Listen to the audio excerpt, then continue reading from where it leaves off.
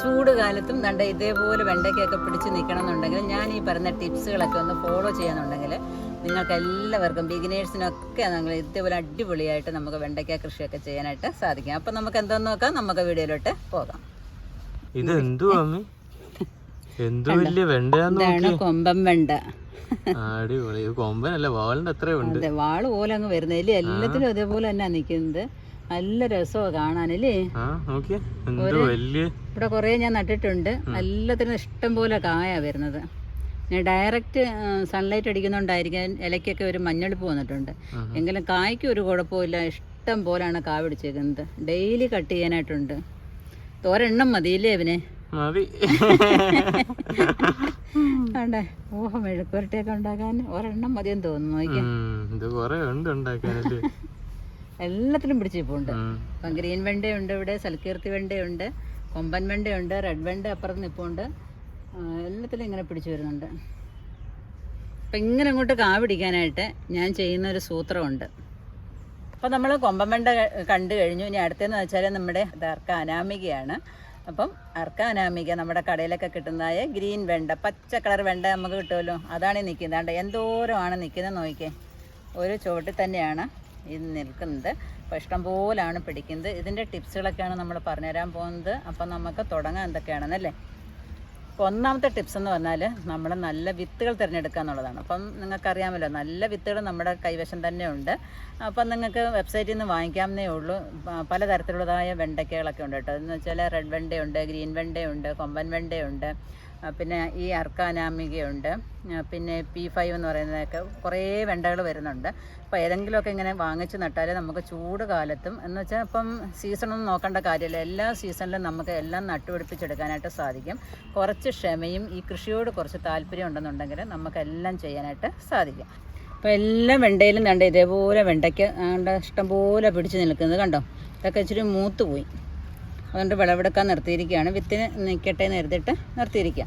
അപ്പോൾ ഒന്നാമത്തെ ടിപ്സ് ഞാൻ പറഞ്ഞു കഴിഞ്ഞു. എന്താണ് ഒന്നാമത്തെ ടിപ്സ് എന്ന് പറഞ്ഞാൽ നല്ല ഇനം വിത്തുകൾ തിരഞ്ഞെടുക്കുക.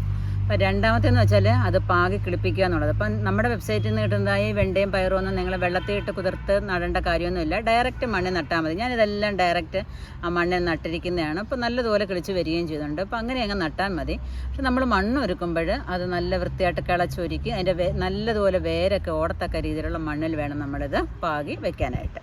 ഇപ്പോൾ ഇത് പാകി വെച്ചിട്ടും നമുക്ക് കിളിപ്പിച്ചെടുക്കാം. ഡയറക്റ്റ് മണ്ണിൽ കൊണ്ടുവന്നിട്ട് 1-2 വിത്തുകൾ ഇട്ടിട്ടും നമുക്കിത് പിടിപ്പിച്ചെടുക്കാവുന്നതേ ഉള്ളൂ. അടുത്ത ടിപ്സ് എന്ന് പറഞ്ഞാൽ നമ്മൾ എന്താണ് ഗ്രോ ബാഗിനകത്താണെങ്കിലും മണ്ണിനകത്താണ് നടന്നെന്നുണ്ടെങ്കിലും വെച്ചാൽ തറയിലാണ് നടന്നെന്നുണ്ടെങ്കിലും അത് കിളിച്ച് വരുന്ന സമയത്ത് 2-4 പരുവൊക്കെ ആകുമ്പോഴത്തേക്ക് അതിൻ്റെ ചുറ്റിനുള്ളതായ മണ്ണ് ചെറുതായിട്ടൊന്ന് ഇളക്കിയിട്ട് കൊടുക്കണം. അതാണ് ഒന്നാമത്തെ വളം എന്ന് പറയുന്നത്. ആ ഒരു പിന്നെ മണ്ണിൻ്റെ ഒരു എന്താണ് ഇളക്കം ഉണ്ടെന്നുണ്ടെങ്കിൽ അതിൻ്റെ വേരുകൾ നല്ലോണം ഓടുകയും അത് നല്ലതുപോലെ തഴച്ച് വളരാനായിട്ട് ശ്രമിക്കുകയും ചെയ്യും. ആ സമയത്ത് നമ്മൾ അന്ന് തന്നെ വേണമെന്നുണ്ടെങ്കിൽ അല്ലെങ്കിൽ അതിൻ്റെ പിറ്റേന്ന് അന്നുണ്ടെങ്കിൽ നമ്മൾ ചാണകം വെള്ളത്തിൽ ഇട്ടിട്ട് അതിൻ്റെ തെളി കൊണ്ടൊന്ന് ഒഴിച്ചു കൊടുക്കാമെന്നുണ്ടെങ്കിൽ എന്ന് വെച്ചാൽ നമ്മളെ ചെടിയുടെ പ്രായത്തിനനുസരിച്ച് വേണം ചാണകത്തിൻ്റെ കട്ടി കൂട്ടാനും ആ സ്ലറിയുടെ കട്ടി കുറയ്ക്കാനും. അതിനകത്ത് നമ്മൾ വേപ്പിൻ പിണ്ണാക്കോ വേറെ ഒന്നും ഇടേണ്ട കാര്യമില്ല. ഈ ചാണകം മാത്രം മതി കേട്ടോ ഈ ആദ്യ ദിവസങ്ങളിൽ. അപ്പം അതിനകത്ത് പിന്നെ അത് നമുക്ക് ഡയറക്റ്റ് 1/2 മഗ് വീതം ചെടിയുടെ വലിപ്പത്തിനനുസരിച്ച് നമുക്ക് ഒഴിച്ചു കൊടുക്കാം. പിന്നെയെന്ന് വെച്ചാൽ വീണ്ടും മണ്ണ് ഉറയ്ക്കുമ്പം വീണ്ടും അതേപോലെ പിന്നെ മണ്ണൊക്കെ നമ്മൾ ഇളക്കിയിട്ട് കൊടുക്കുക. ഇതെപ്പോഴും നമ്മൾ ഈ തറ ഉറയ്ക്കുന്നതിനനുസരിച്ച് നമ്മൾ മണ്ണ് ഇളക്കിയിട്ട് കൊടുക്കാമെന്നുണ്ടെങ്കിലും അതേപോലെ അതിൻ്റെ ചുവട്ടിലുള്ള കളകളൊക്കെ പറിച്ച് മാറ്റി കളയുക. ഇങ്ങനെയൊക്കെ ചെയ്യാമെന്നുണ്ടെങ്കിൽ എന്ന് വെച്ചാൽ നമ്മൾ കഴിക്കുന്നത് പോലെ തന്നെ അല്ലെങ്കിൽ നമ്മുടെ കുഞ്ഞുങ്ങൾക്ക് കൊടുക്കുന്ന ആഹാരം പോലെ തന്നെ ഈ സസ്യങ്ങൾക്കും അവർക്കും ആഹാരം വേണം. വെറും വെള്ളം കൊണ്ട് മാത്രമൊന്നും ജീവിക്കാൻ പറ്റത്തില്ല. അവർക്കും എന്തോ വേണം, ആഹാരവും വേണം, വെള്ളവും വേണം. എങ്കിൽ മാത്രമേ നമ്മുടെ തലോടലും എല്ലാം ഉണ്ടെങ്കിൽ മാത്രമേ ഈ പച്ചക്കറിയിൽ നിന്നൊക്കെ നമുക്ക് വല്ലതും ലഭിക്കത്തുള്ളൂ. നമ്മളൊരു കുഞ്ഞുമായിട്ട് താരതമ്യപ്പെടുത്തി വേണം നമ്മൾ ഈ സസ്യങ്ങളെയൊക്കെ വളർത്താനായിട്ട്. എങ്കിൽ മാത്രമേ അതിൽ നിന്ന് നമുക്ക് വല്ല ഫലമൊക്കെ നമുക്ക് കിട്ടുകയുള്ളൂ.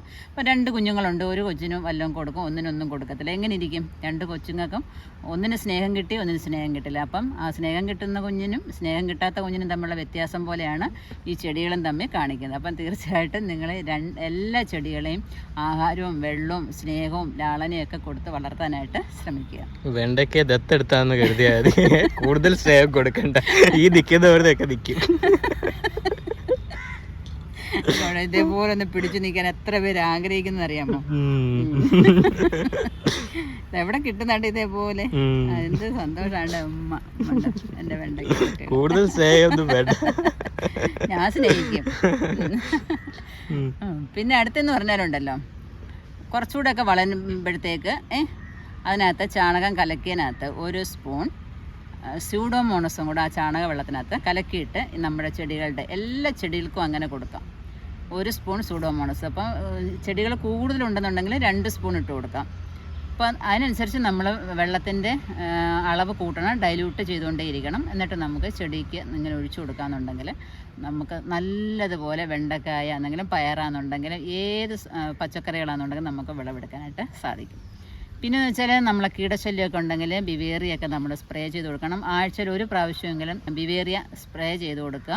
അതിൻ്റെ ചുവട്ടിലും അതിൻ്റെ ഇലയിലും അതിൻ്റെ പൂവിലും ഒക്കെ നമുക്ക് ഒഴിച്ചു കൊടുക്കാവുന്നേ ഉള്ളൂ. പിന്നെ വേപ്പെണ്ണ വെളുത്തുള്ളി മിശ്രിതമൊക്കെ നമുക്ക് ഒഴിച്ചു കൊടുക്കാം. ഇത് ഏതെങ്കിലും ഒന്ന് ചെയ്യാനായിട്ട് ശ്രമിക്കുക. അപ്പോൾ അടുത്തതെന്ന് പറഞ്ഞാൽ നമ്മുടെ വെണ്ടയ്ക്കൊക്കെ ആണെങ്കിലൊക്കെ നമ്മൾ പുതയിട്ട് കൊടുക്കണം. അപ്പോൾ എന്നാൽ ഭയങ്കര ചൂട് കാലമൊക്കെയാണ്. അപ്പോൾ ഈ ചൂട് കാല സമയത്ത് നമ്മൾ ഒഴിക്കുന്ന വെള്ളമൊക്കെ പെട്ടെന്ന് ബാഷ്പീകരിച്ചൊക്കെ അങ്ങ് പോകും. അപ്പോൾ അതെന്ത് വേണം, നമ്മൾ കരിയില കൊണ്ടോ അല്ലെങ്കിൽ നമ്മുടെ വാഴക്കരിയില കൊണ്ടോ ഒക്കെ നമുക്ക് പുതയിട്ട് കൊടുക്കാം. അപ്പോൾ പുതയിട്ട് കൊടുക്കുമ്പോൾ വെള്ളമൊക്കെ കുറേ നേരം കൂടെ അവിടെയൊക്കെ തങ്ങി നിന്നോളും, ഒരു തണുപ്പ് കിട്ടും. അപ്പോൾ അങ്ങനെയും കൂടെ നമ്മൾ ചെയ്ത് കൊടുക്കുക. എന്നിട്ട് ഈ കരിയില ഇട്ട് കൊടുത്തിട്ട് വേണമെന്നുണ്ടെങ്കിൽ മണ്ണിട്ട് മൂടാം, അതല്ലാന്നുണ്ടെങ്കിൽ അങ്ങനെയും ഇട്ട് കൊടുക്കാം. അങ്ങനെ ഏത് രീതി ചെയ്താലും നമ്മുടെ വെണ്ടയ്ക്കൊക്കെ നല്ലൊരു സന്തോഷമായിരിക്കും. അവർക്ക് നല്ലൊരു സന്തോഷത്തോടുകൂടി അവർ വളർന്നു വരും. അപ്പോൾ ഇതുപോലെ തന്നെ ഞാൻ കരിയിലൊക്കെ ഇട്ട് കൊടുത്തിരിക്കുകയാണ്. കരിയിലൊക്കെ ഇട്ട് കൊടുത്തിട്ട് അത്യാവശ്യം വളമൊക്കെ നേരത്തെ ഇട്ട് കൊടുത്തിട്ട് അതിനകത്ത് പിന്നെ ഇതുപോലെ കരിയിലൊക്കെ ഇട്ട് കൊടുത്തിട്ടുണ്ട്. പിന്നെ നിങ്ങൾക്ക് സൂപ്പർ മീലൊക്കെ കിട്ടുകയെന്നുണ്ടെങ്കിൽ അത് സ്വല്പം ഒരു കയ്യിൽ കൊള്ളുന്ന ഒരു 1/4 പിടിയൊക്കെ നമുക്ക് ഈ സൂപ്പർ മീലും ഒക്കെ ഇട്ട് കൊടുക്കാമെന്നുണ്ടെങ്കിൽ നല്ല തഴപ്പോടുകൂടി, ചാണകത്തോടൊപ്പം അതും ഇട്ട് കൊടുക്കാമെന്നുണ്ടെങ്കിൽ നല്ല തഴപ്പോടുകൂടി വളർന്നു വരും. ഇതൊക്കെ നമ്മൾ എത്ര വലുതായെന്ന് പറഞ്ഞാലും നമ്മുടെ ചെടികളൊക്കെ ഉണ്ടല്ലോ, നമ്മൾ ഇടയ്ക്കിടയ്ക്ക് മണ്ണൊക്കെ തറഞ്ഞു പോകാതെ ദാണ്ട് ഇതേപോലെ ഒന്ന് ഇടയ്ക്കിടയ്ക്ക് മണ്ണിളക്കി അതിൻ്റെ ചുവടൊക്കെ ഒന്ന് അടുപ്പിച്ച് കൊടുക്കാമെന്നുണ്ടെങ്കിൽ പിന്നെയും ഇങ്ങനെ കാ തന്നുകൊണ്ടേയിരിക്കും. കണ്ടോ, ഇപ്പം മുകളിലത്തെ കായൊക്കെ തീർന്നിട്ട് സൈഡിൽ കൂടെ ദാണ്ട് 2 കൊമ്പൊക്കെ വന്നിട്ട് കണ്ടോ ഇങ്ങനെ വെണ്ടയ്ക്ക പിടിച്ചു വരിക. അപ്പോൾ കുറേ കാലം ഇങ്ങനെ നിന്നോളും. നമ്മളൊന്ന് വളവും വെള്ളമൊക്കെ കൊടുത്ത് ഇങ്ങനെ മണ്ണൊക്കെ അടുപ്പിച്ച് നിർത്തിയിരുന്നാൽ മതി. അടുത്ത ടിപ്സ് എന്ന് പറഞ്ഞാൽ നമ്മുടെ ചൂടാണെന്നുണ്ടെങ്കിൽ ഇതിനകത്ത് പൂക്കളൊന്നും കൊഴിഞ്ഞു പോകാതെ എല്ലാം കായായിട്ട് കിട്ടുന്നതിന് വേണ്ടിയിട്ട് നമ്മളൊന്ന് നമ്മുടെ ഈ പച്ചക്കറി തോട്ടത്തിൽ വൈകുന്നേരത്തെ സമയത്തൊന്ന് പുകച്ചു കൊടുക്കുക. അപ്പോൾ നമ്മുടെ ഈ കീടങ്ങൾ, നമ്മുടെ ചെടികളെ ആക്രമിക്കുന്ന കീടങ്ങളെയൊക്കെ ഒരു പരിധി വരെ നമുക്ക് ഒഴിവാക്കാനായിട്ട് സാധിക്കും. അപ്പോൾ ഇത്രയും കാര്യങ്ങളൊക്കെ ഒന്ന് ശ്രദ്ധിക്കാമെന്നുണ്ടെങ്കിൽ നമുക്ക് അടിപൊളിയായിട്ട് നമുക്ക് വെണ്ടയ്ക്ക കൃഷി ചെയ്യാനായിട്ട് സാധിക്കും. ഏത് കാലാവസ്ഥയിലും നമുക്ക് വെണ്ടയ്ക്ക കൃഷി ചെയ്യാം. അപ്പോൾ നിങ്ങൾ ഇതേപോലെ ഒന്ന് ചെയ്ത് നോക്കാൻ. അപ്പോൾ നിങ്ങൾക്ക് വിത്തുകൾ ഗ്രോബാഗുകളൊക്കെ ആവശ്യമുണ്ടെങ്കിൽ നമ്മുടെ വെബ്സൈറ്റായ minisLifestyle.com ഒന്ന് വിസിറ്റ് ചെയ്യാമെന്നുണ്ടെങ്കിൽ നിങ്ങൾക്ക് ആവശ്യമുള്ളതായ നല്ല ഇനം വിത്തുകളും അതേപോലെ തന്നെ നല്ല ഇനം ഗ്രോബാഗും ഒക്കെ നിങ്ങൾക്ക് വാങ്ങിക്കാവുന്നതാണ്. അപ്പോൾ നിങ്ങൾക്ക് ഈ വീഡിയോ ഇഷ്ടപ്പെട്ടെന്നുണ്ടെങ്കിൽ നിങ്ങൾ ലൈക്ക് ചെയ്യുക, ഷെയർ ചെയ്യുക. നിങ്ങളുടെയൊക്കെ ലൈക്കാണ് നമുക്ക് ഒരു കൂടുതൽ ചെയ്യാനുള്ള ഒരു പ്രചോദനം കിട്ടുന്നത്. പിന്നെ ഈ കൃഷി അറിയാത്തവർക്ക് എന്നുവെച്ചാൽ അവരിലോട്ടൊന്ന് എത്തിച്ചു കൊടുക്കണം. കാരണം കൃഷിയെ സ്നേഹിക്കുന്നവരും ഉണ്ട്, സ്നേഹിക്കാത്തവരും ഉണ്ട്. അപ്പോൾ ഈ സ്നേഹിക്കാത്തവർക്കൊക്കെ ഒന്ന് അയച്ചു കൊടുക്കണം. കാരണം എല്ലാവരും കൃഷിയിലോട്ട് വരണം. കാരണം എല്ലാ വീട്ടിലും ഇപ്പം ഒരു വീട്ടിൽ ഒരു ക്യാൻസർ രോഗി എന്ന നിലയിൽ പൊയ്ക്കൊണ്ടിരിക്കുകയാണ്. അപ്പോൾ അതിനൊക്കെ ഒരു മാറ്റം വരണമെന്നുണ്ടെങ്കിൽ നമ്മൾ അധ്വാനിക്കുക, നമ്മൾ ഇച്ചിരിയെങ്കിലും വിയർപ്പൊഴുക്കിയാൽ നമുക്ക് പല അസുഖങ്ങളിൽ നിന്നും ആശുപത്രി പോകുന്നതെന്നൊക്കെ നമുക്ക് ഒഴിവാകാനായിട്ട് സാധിക്കും. അപ്പം നിങ്ങൾക്ക് ഈ വീഡിയോ ഇഷ്ടപ്പെട്ടുന്നുണ്ടെങ്കിൽ ലൈക്ക് ചെയ്യൂ, ഷെയർ ചെയ്യൂ, സബ്സ്ക്രൈബ് ചെയ്യൂ. അപ്പോൾ അടുത്ത വീഡിയോ കാണുന്നവരെ ഞാൻ മിനി, നന്ദി, നമസ്കാരം.